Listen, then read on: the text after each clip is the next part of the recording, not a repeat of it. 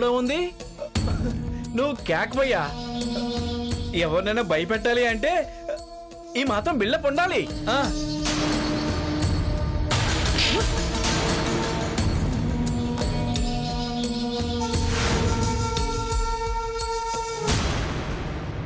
Police police police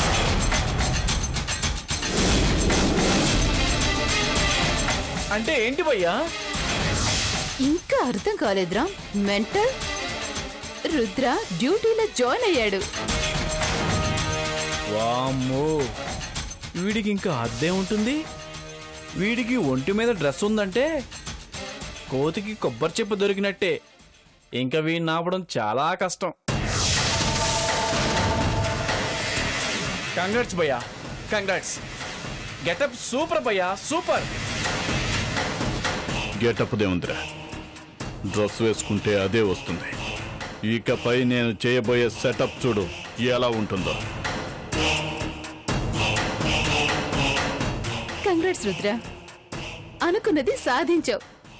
but ఇంత short టైంలో ఎలా? సింపుల్ మల్లేశ్వరి, మందుకి మగువుకి లొంగనోడు ఎవ్వడు ఉండడు. దానికి మనీ తోడైతే ఇక చెప్పాల్సిన అవసరమే లేదు. కలవాల్సిన వ్యక్తిని కలిశాను, ఇవ్వాల్సిన ఆ 3 ఇచ్చేశాను. నా యూనిఫామ్ నేను తెచ్చుకున్నాను. మొత్తానికి బ్రోకర్ పని చేసావు అన్నమాట. ఆ మాట చెప్పొచ్చుగా, దానికి ఎందుకింత బిల్డప్? వెరీ గుడ్ రుద్ర, అనుకున్నది సాధించావు. కానీ ఇక ముందు ఏం చేయబోతున్నావు? నెక్స్ట్ ప్లాన్ ఏంటి రుద్ర? ప్లానే ఉంది. హిట్ లిస్ట్ లో ఉంది ముగ్గురేగా. జానకి, హరిశ్చంద్ర ప్రసాద్, ప్రవళిక. వాళ్ళకి నేనేంటో చూపిస్తాను. కానీ ఎలా? నేను చెప్పేది జాగ్రత్తగా వినండి.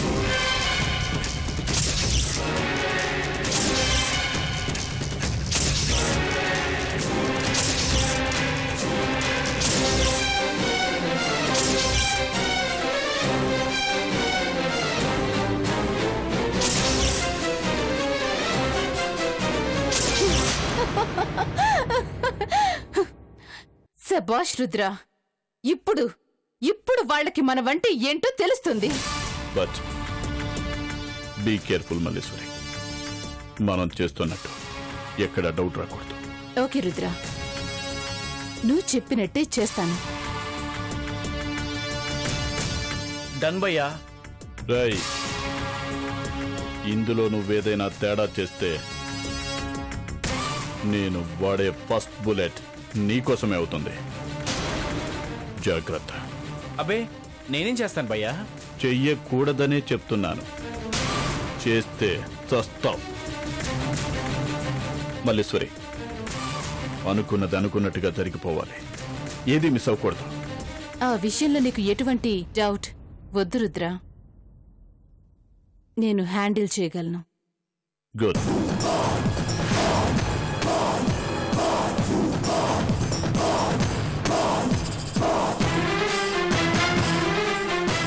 పోలీసు వాడి క్రిమినల్ బ్రెయిన్ ఏంటో ఇప్పుడు తెలుస్తుంది ఆ హరిశ్చంద్ర ప్రసాద్ గారికి.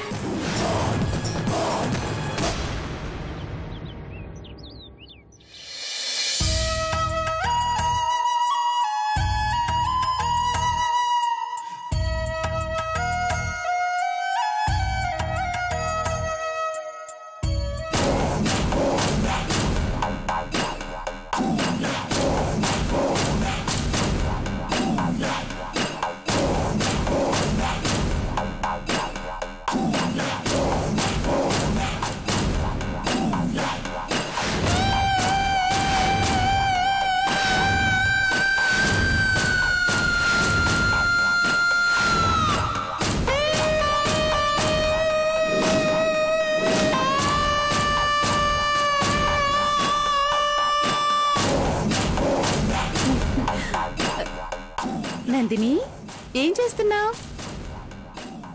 ఏదో ఆలోచిస్తూ ఉండిపోయానక్క. ఏం ఆలోచిస్తున్నావో కూడా తెలియడం లేదంటే నువ్వు ఎంత డిస్టర్బ్ గా ఉన్నావో అర్థం అవుతుంది నందిని. కానీ నీకో విషయం చెప్పనా? ఇలా ఒంటరిగా ఎప్పుడూ ఒకే చోట ఉంటే పిచ్చి పిచ్చి ఆలోచనలన్నీ వస్తుంటాయి. దానివల్ల మన మనసు పాడవడం తప్ప ఇంకే ప్రయోజనమూ ఉండదు. అందుకే కాసేపు అలా బయటికి వెళ్దాం నందిని. నీ మూడైనా చేంజ్ అవుతుంది. బయటికి ఎందుకక్క? నాకు ఇంట్రెస్ట్ లేదు. అలా అంటే ఎలా నందిని? నీకోసం కాకపోయినా నీ కడుపులో బిడ్డ గురించైనా ఆలోచించు.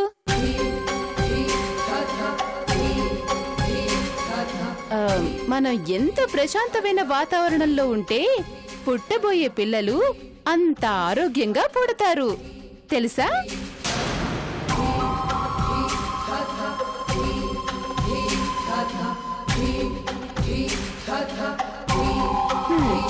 నువ్వు ఇలా ఆలోచిస్తున్న కొద్దీ ఆ స్ట్రెస్ అంతా కడుపులో ఉన్న బిడ్డ మీద పడుతుంది. అది వాడి గ్రోత్ మీద ఎఫెక్ట్ చూపిస్తుంది. ఇప్పుడు నువ్వు కేవలం నీ బిడ్డ గురించి మాత్రమే ఆలోచించాలి నందిని. వాడు ఆరోగ్యంగా ఉండాలంటే మార్నింగ్ వాక్ అయినా ఈవినింగ్ వాక్ అయినా వెళ్తూ ఉండాలి.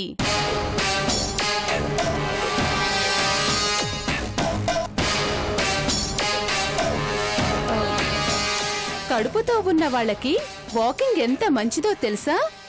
అందుకే నిన్న అలా బయటకు తీసుకెళ్దాం అనుకున్నాను.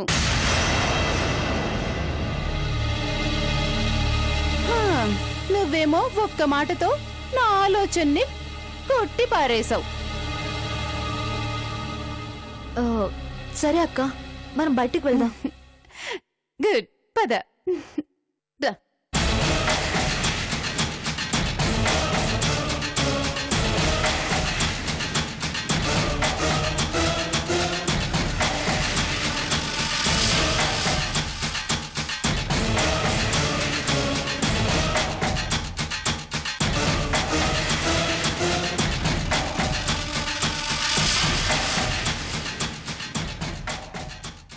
ఆగండి.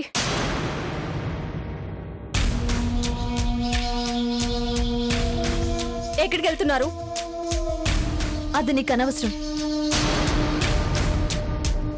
నాకు చాలా అవసరం. చెప్పండి, ఎక్కడికి వెళ్తున్నారు? నీకు చెప్పాల్సిన అవసరం నాకు లేదు, కానీ తెలుసుకోవాల్సిన బాధ్యత నాకుంది. అబ్బో, అది పెద్ద గొప్ప బాధ్యత. ఇలాంటి టైంలోనే నీకు అన్ని బాధ్యతలు గుర్తొస్తాయి. అక్క, తనతో మనకు మాట్లాడి మనం వెళ్దాం పదా. నందిని, నా గురించి తెలుసు కదా, మీరు విషయం చెప్పేదాకా మిమ్మల్ని బయటికి వెళ్ళనివ్వను. నందిని, ఎక్కడికెళ్తున్నావో చెప్పొచ్చు కదమ్మా. అసలే కడుపుతో ఉన్నదానివి. నువ్వు మళ్ళీ ఇంటికి తిరిగొచ్చేంత వరకు మా కంగారుగా ఉంటుంది కదా. ఈవినింగ్ వాకింగ్కి వెళ్తున్నాం. ఈవినింగ్ వాకింగా? అవును, వాకింగ్ చేస్తే మంచిదని నేనే నందినిని బయటకు తీసుకెళ్తున్నాను. మీరు ఎక్కడికి వెళ్లాల్సిన అవసరం లేదు.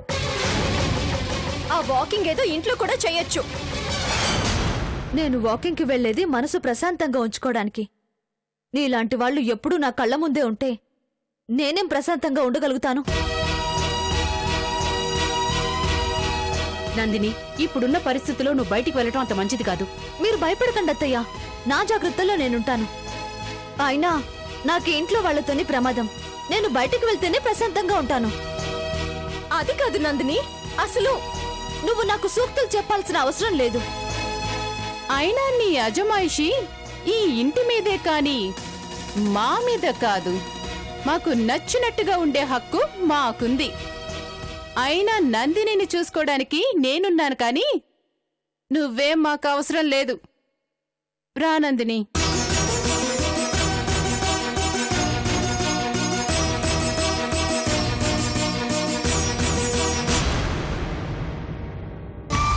అత్తయ్య, నందిని ఆపండి అత్తయ్య.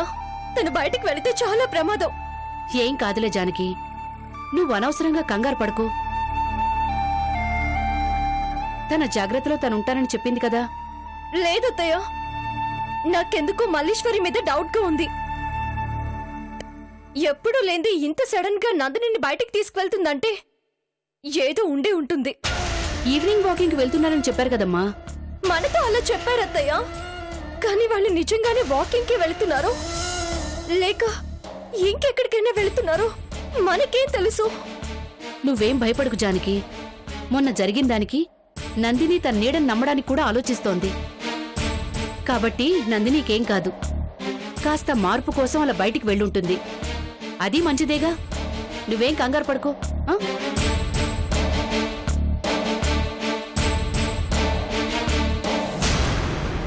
ఈ మల్లీశ్వరి మళ్ళీ ఏదో ప్లాన్ వేసినట్టుంది. నందిని దాని మాటలు నమ్మి తనంతటి తానే ప్రమాదంలోకి వెళుతుంది. నందినిని ఎలాగైనా కాపాడాలి. ముందు వాళ్ళు ఎక్కడికి వెళ్తున్నారో కనిపెట్టాలి. కానీ ఎలా?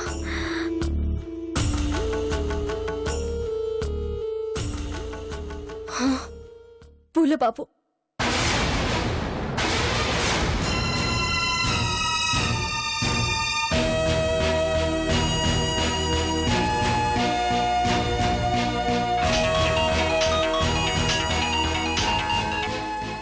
జానకమ్మా, చెప్పండమ్మా.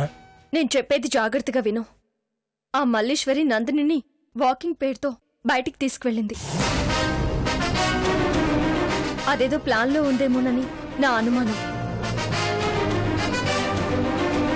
నువ్వు వెంటనే వాళ్ళని ఫాలో అవ్వు. వాళ్ళు మన ఇంటి సరౌండింగ్స్ లోనే ఉండుంటారు. నువ్వెక్కడున్నావు? నేను మీ ఇంటి దగ్గరలోనే ఉన్నానమ్మా. అయితే వెంటనే వాళ్ళని ట్రేస్ చేయి. వాళ్ళని గమనిస్తూ ఉండు. నాకెప్పటికప్పుడు ఇన్ఫర్మేషన్ ఇస్తూ ఉండు, ఓకేనా? అలాగేనమ్మా.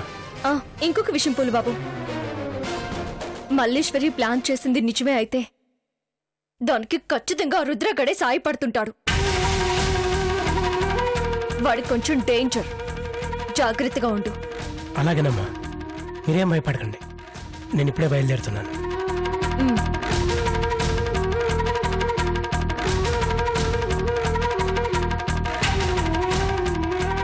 మల్లీశ్వరి, నందినికి ఏమైనా జరగాలి, అప్పుడు చెప్తాను నీ సంగతి.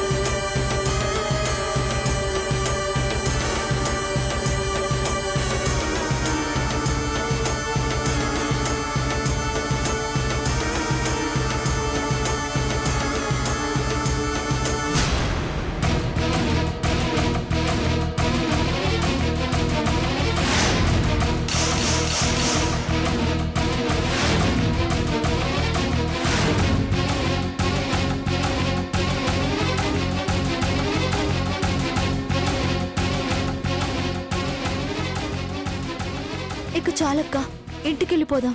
అప్పుడేనా? ఇంకొంచెం నడు. కడుపులో బిడ్డ గురించే కదా. ఆయాసం వస్తుందక్క. కావాలంటే రేపు మళ్ళీ వద్దాం. అలా అంటే ఎలా నందిని? పోనీ అంతవరకు నడిచి వెళ్ళొద్దామా? అదిగో ఆ రోడ్డు చివరి వరకు, అంతే. సరేనా? దా. సరేలే, పద. దా.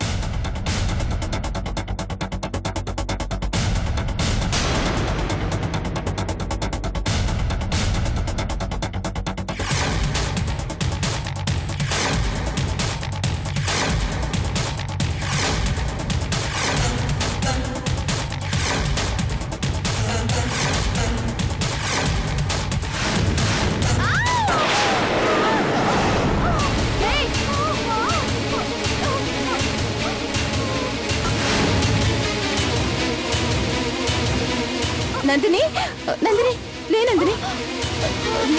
నందిని, ఏం కాలేదు కదా?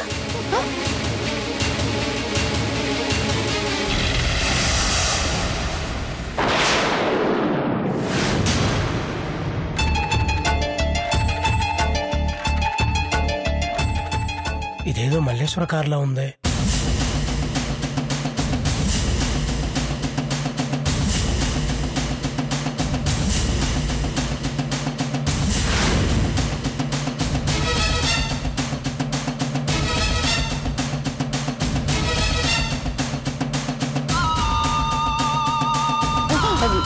నందిని, నందిని, ఏం కాలేదు కదమ్మా? ఆ? ఛీ, దా, రా.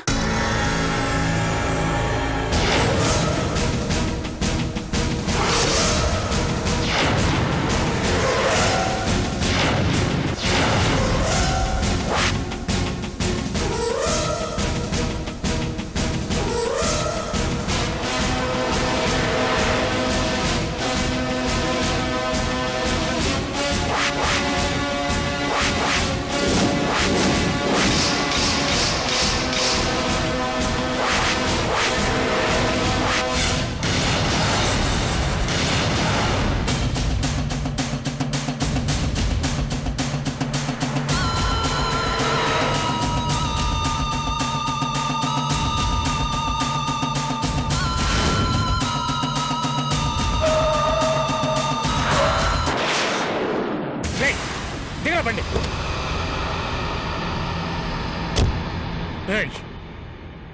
ఎవరా నువ్వు? ఎవరు పంపించారు నిన్ను? వీడిప్పుడు నన్ను చూస్తే నేను రుద్ర మనిషినని తెలిసిపోతుంది. ఎందుకు నందిని అమ్మగారిని చంపాలని చూస్తున్నావు? చెప్పు.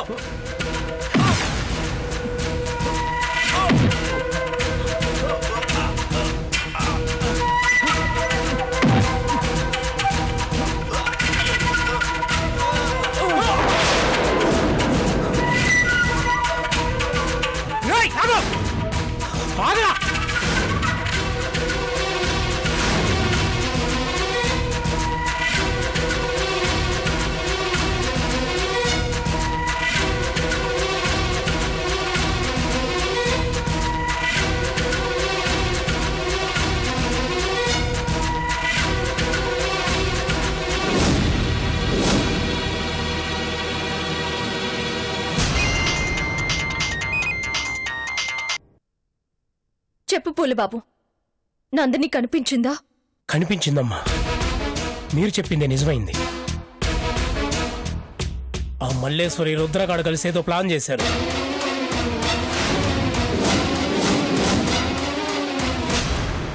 నేను కరెక్ట్గా నందిని గారు ఉన్న ప్లేస్కి వెళ్ళేసరికి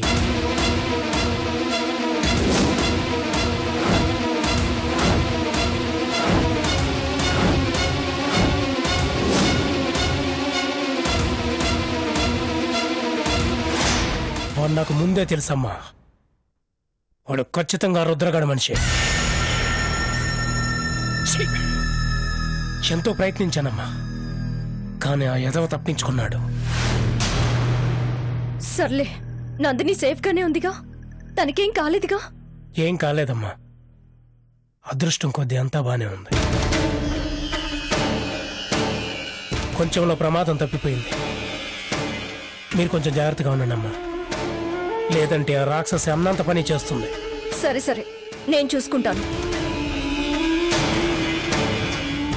ఎస్, కావాలని ప్లాన్తో బయటికి తీసుకువెళ్ళింది. అత్తయ్య, అత్తయ్య, నేను చెప్పానా ఆ మల్లీశ్వరి ఏదో ప్లాన్లో ఉందని? చూడండి, ఇప్పుడు అనుకున్నదే జరిగింది. ఏమేం జానకి? నాకు మల్లీశ్వరి మీద అనుమానం వచ్చి పూలబాబుకి ఫోన్ చేసి ఫాలో అవ్వమని చెప్పాను. ఇప్పుడే నాకు పూలబాబు ఫోన్ చేసి అక్కడ జరిగింది చెప్పాడు. ఆ మల్లీశ్వరి రుద్ర కలిసి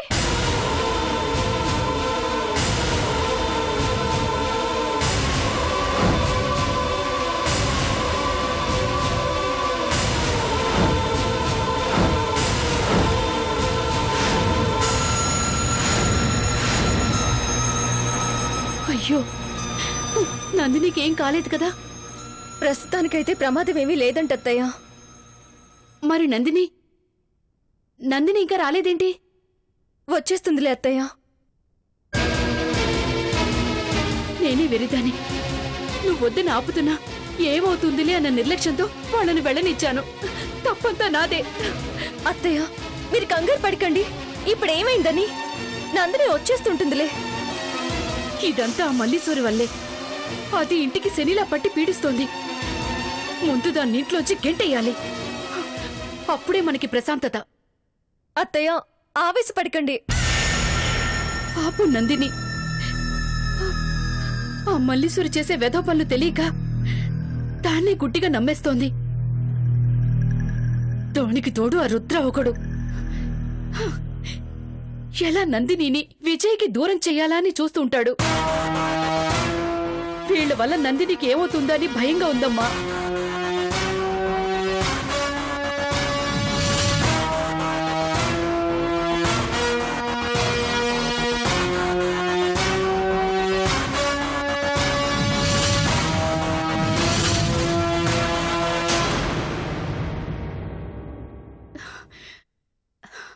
నందిని ఇంటికి తిరిగొచ్చేంత వరకు నా మనసు కుదుటపడదు జానకి. వాకింగ్ అని వెళ్లిన వాళ్ళు ఇంకా రాలేదు చూడు. ఆ మల్లీశ్వరి నందినిని ఎక్కడికి తీసుకెళ్ళిందో ఏంటో.